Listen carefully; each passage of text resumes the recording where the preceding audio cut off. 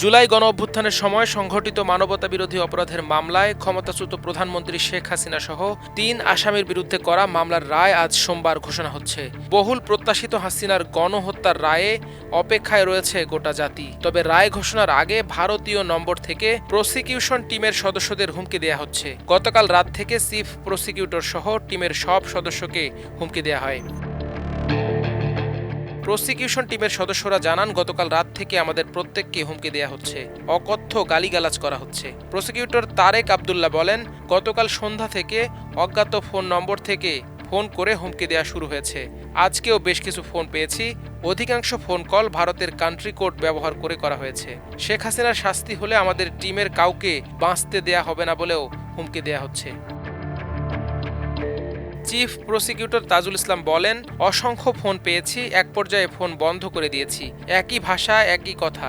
নেত্রীর সাজা হলে আমাদের জীবন শেষ করে দিবে। এক প্রশ্নের জবাবে তাজুল ইসলাম বলেন, ভীরু কাপুরুষ ও গণহত্যাকারীদের ভাষা এমনই হয়, এগুলো আমলে নেয়ার কিছু নেই। এদিকে রায় ঘোষণার জন্য বাংলাদেশ সহ বিশ্ববাসীর নজর আন্তর্জাতিক অপরাধ ট্রাইব্যুনালের দিকে। গণহত্যার দায়ে সরকারের সর্বোচ্চ পদধারী ব্যক্তির বিরুদ্ধে আন্তর্জাতিক অপরাধ ট্রাইব্যুনালে বাংলাদেশের ইতিহাসে এটি হবে প্রথম বিচারের রায়।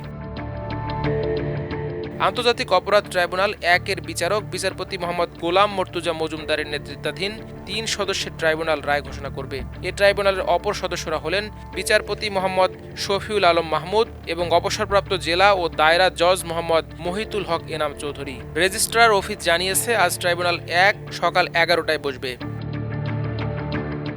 মানবতাবিরোধী অপরাধ মামলায় তদন্ত প্রতিবেদনের মূল অভিযোগ হচ্ছে, ২০২৪ সালের জুলাই আগস্টে আন্দোলন চলাকালে হাসিনা বিক্ষোভকারীদের বিরুদ্ধে ব্যাপক ও পদ্ধতিগত দমন পীড়ন চালানোর সরাসরি নির্দেশ দিয়েছিলেন, যা গণহত্যা, খুন এবং ভয়াবহ নির্যাতনের শামিল। প্রতিবেদনে প্রধান যে অভিযোগ আনা হয়েছে সেগুলো হলো সরাসরি আদেশ, অর্থাৎ শেখ হাসিনা রাষ্ট্রের সব বাহিনী, তার দল, আওয়ামী লীগ এবং সহযোগী সংগঠনগুলো বিশেষ করে সশস্ত্র ক্যাডারদের বিক্ষোভকারীদের বিরুদ্ধে ব্যবস্থা নিতে সরাসরি নির্দেশ দেন।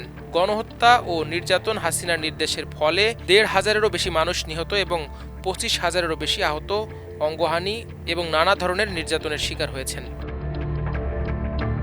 আজ রায় হতে যাওয়া মামলায় শেখ হাসিনা সহ ৩ আসামির বিরুদ্ধে ঊর্ধ্বতন নেতৃত্বের দায়, ষড়যন্ত্র, উস্কানি, গণহত্যা পরিকল্পনা, মানবতাবিরোধী অপরাধের ৫টি সুনির্দিষ্ট অভিযোগ গঠন করে আন্তর্জাতিক অপরাধ ট্রাইব্যুনাল।